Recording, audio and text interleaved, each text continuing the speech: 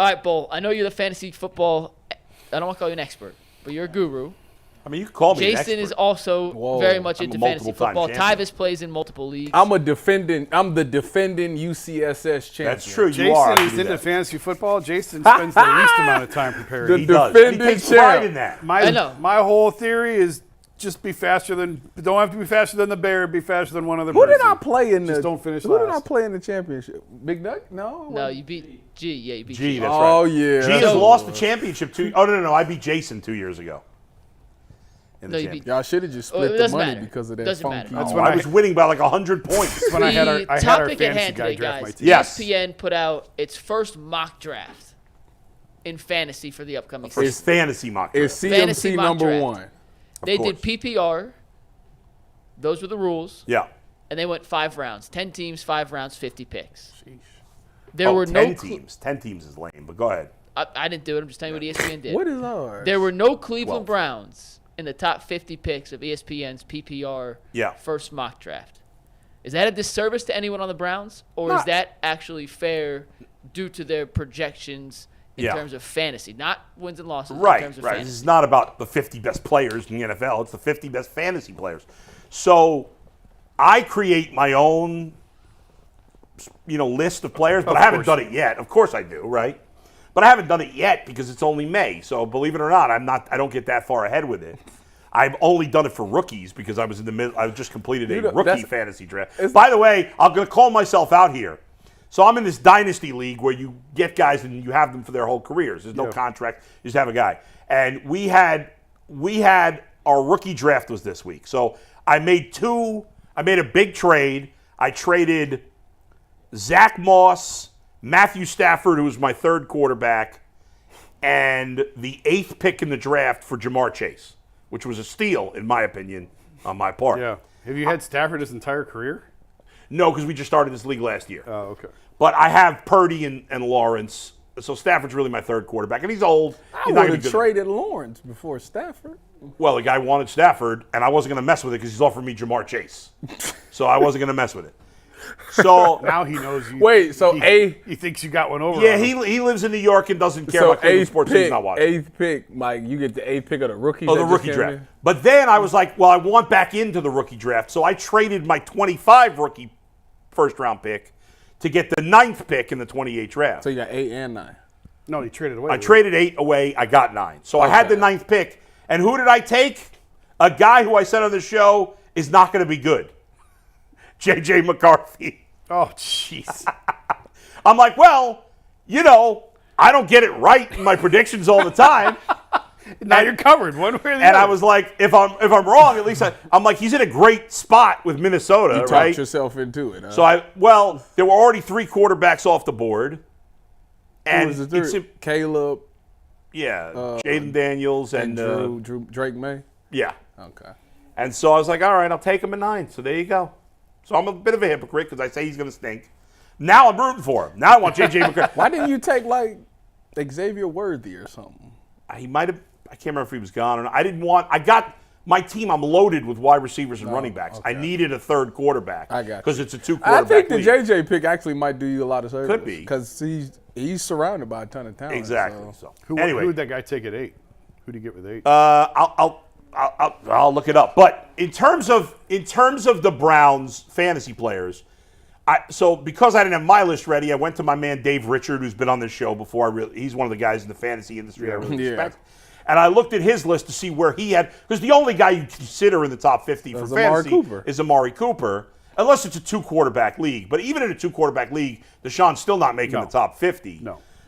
He was on my fantasy team last year, and Right. I won. And he didn't it. do it. You didn't do it at the Well, top not because of 50 pick. him. I take him. He was my second pick. You took Deshaun Watson in the 2nd round? With us, quarterbacks go fast. Yeah, Yes, that's I true. sure did. And going into last year, there was higher I expectations. needed a quarterback. But yes. you didn't win because of him. No, because he was on high. I won because of Amari Cooper, technically. So I wanted to see where Dave had Amari Cooper ranked. And on his list, he had Amari Cooper 51. Oh. Yeah, right outside. Now, I looked at Dave's list from 40 to 50, and I could have made a case for at least half of those guys being after. Yeah. It's a crowd. So, yes, you can make a case for Amari Cooper being somewhere between 40 and 50 in a fantasy draft. But it's not outrageous that he didn't make the top 50. Like I said, Dave. I mean, how many receivers go in the top 50? Like what receiver? In a one-quarterback league, you're going to have, you're going to have, say, 15 running backs, probably about 20 to 25. About 20 receivers. Between 20 and 25. And from a fantasy perspective, he usually is in that range, like 20 to 25, between 20 and 30 in terms of a fantasy wide receiver. And I think part of the reason he's a little lower is in the fantasy community and the NFL community, there are concerns about Deshaun Watson. Yep. Plus, you've added Jerry Jeudy. But it don't matter what. He's still the number one option. He's still going to get his targets. Right, but there's a lot of other guys who are number one options on other teams with either better quarterbacks or where they throw the ball more. The Browns have maybe going away from it, but they've been more of a running team, contrary to all the complaints about Nick Chubb carries. But they literally about to throw the ball a lot. Well, we'll see. Where will Nick Chubb go in the UCSS draft? So that's going to be interesting. Undrafted. Now, Oh, come on. No, of course. He'll go in the second round to some now, lunatic. On Dave's list. You're in the dang drilling. I ain't taking him in the second All round. right, then. I looked it up. Dave had him 85th Oh, wow. on his list because we don't know, Right. By the time miss the first month. By the time we actually do a fantasy draft the week before the season, There'll be we'll more have a better clarity. feel for where Right. Nick Chubb is. Right. But right now, Don't look at me like I'm crazy. I'm telling you, right? Undrafted. You know who we're drafting with? You're undrafted. right. You're absolutely right because I would take him and put him right on that PUP list and put him on IR until he's healthy. He will go within the top 4 rounds of our draft, if not the top 3. That's no. Even if they have to take his leg between Not now. ours. No. Oh, yes, he will. No. By the way, first round of this rookie draft. Here it is. Marvin Harrison Jr. 1.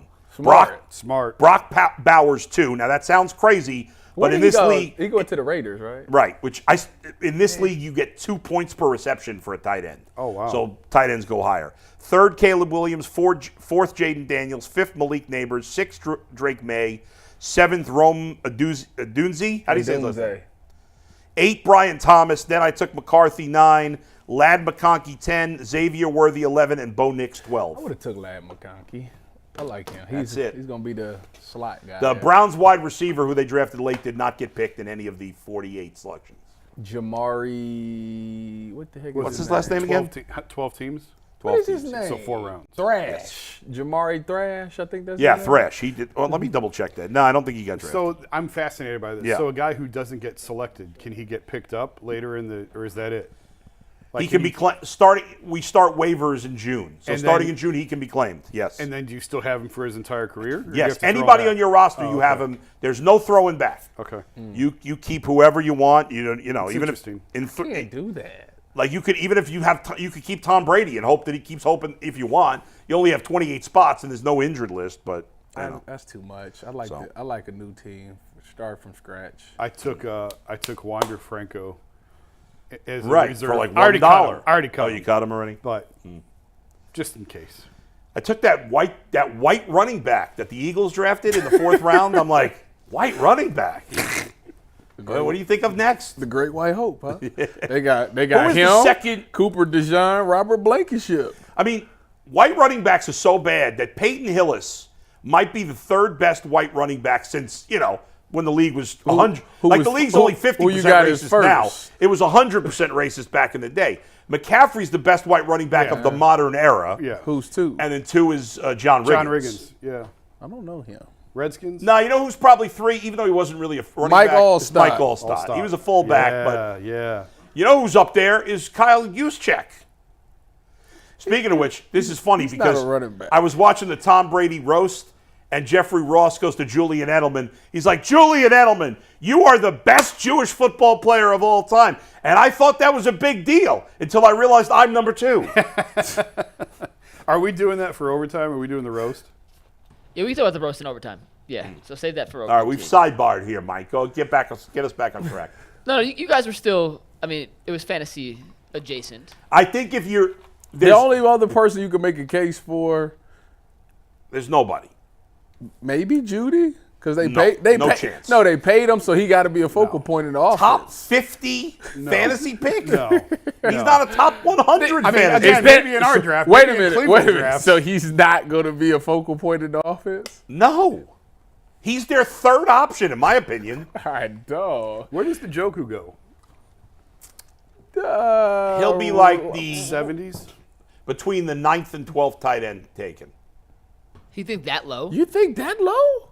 Yes. I think he goes around the 70s. Who you got? Hold on, wait. Sam Mid-60s to Laporta, mid-70s. Kelsey, Andrews, Hawkinson, Well, Hawkinson's hurt to start the season, but Kittle. that's 5. You got, what's his name? The rookie on Buffalo will go ahead of him. Dalton Kincaid. Kincaid, that's 6. The kid on Arizona. No, I would take Njoku over him. That guy had just as good a year as Njoku as a rookie. Well, I guess now that And he plays with Josh Allen. Now that he don't got no really. He might be the number one option in their offense. Never mind. No, it is Kincaid. The tight end in Arizona, I can't think of his name. McBride. He had a great year last year as a second-year CBS player. has Njoku 10th. That's what I said. He's between 9 and 12 at tight end. ESPN has him 7th. You forgot about Evan Ingram. Kyle Pitts. And Kyle Pitts. This is ESPN's rankings. Brock Yeah, Bowers. go ahead. This is for PPR. Yeah. Laporta 1, Yeah. Kelsey 2, Andrews 3, Yeah. McBride 4, Yeah. Ingram 5, Kittle 6, Njoku 7, Kincaid 8, Kyle Pitts 9, Jake Ferguson 10, Dallas Goedert 11, TJ Hawkinson 12th with an asterisk saying Yeah, Hawkinson's hurt. Hawkinson's So. hurt. We don't know how to fairly evaluate this. Yeah, but who do they have the 2 after him? Kincaid and Pitts. Yeah, to me, if I'm drafting, I'm taking Kincaid and Pitts over Njoku because they just got more upside. I mean, like, Njoku feels like had a great year, but from a fantasy perspective, he didn't have a great Trey year. McBride gonna be a hot commodity because Well, he had put up huge numbers last year. It's just him and Marvin Harrison. That's it. And Kincaid, I mean, what were Kincaid's numbers last year, Mike? You know what's that? funny is I drafted him on my other league, and then I ended up cutting. He got off to a bad start. Yeah, the first month he did nothing. And then I took Jake Ferguson, which is not bad. Yeah. But Kincaid finished the season with 73 receptions, 673 yards, and 2 touchdowns. Okay, so that those still ain't great fantasy numbers. No, but he did it as if you put up those numbers as a tight end for a rookie. Like obviously, it's misleading because Laporta had an all-time season. Usually, rookie tight ends do nothing. Kyle Pitts did. Yeah, right, and Laporta had an even better year last year than Pitts did.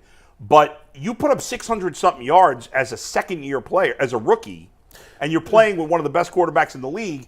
The theory is your numbers are going to go up. The fact of the matter is this: they lost Gabe Davis, they lost Stephon Diggs. Right. His numbers from being a number 4 option, number 3-4 option is now probably again, number remember, 1. as you know, the first 5-6 weeks of the season, he did nothing. Yeah. But he's going to be their guy. Like, it wouldn't surprise me if he had 1,000 yards this year. Well, he's probably going to be the number 1 of the top options. So I can't wait for fantasy football. Tyler Boyd just signed with the Titans. Official. Oh, I thought he already did. No, official as of 1 minute ago. Well, good for him. $4.5 million. How much? 4.5. Earl's got a question for you, Bull. Yeah. Hey, Bull, I got a question for you for this upcoming league year. Can our league score 2 points per reception for tight ends or something like that too? I hate that rule. I think it's the worst rule ever. It's the only thing I hate about this dynasty league. I'm still pissed about it. So no, I'm voting against it. I mean, I guess we'll put it up for a vote, Earl. To be fair, I am the commissioner of the league, but to be fair, I'm not a dictator. So I will put it up for vote. And if it, what's that, Mike? You said I'm a dictator? No, he said you're just a dick. That's good, Mike. You're going to feel guilty tomorrow when you see your birthday present I got you. You're going to feel really bad. Calling me a dick. But I can be a dick at times. I can live with that. Go ahead.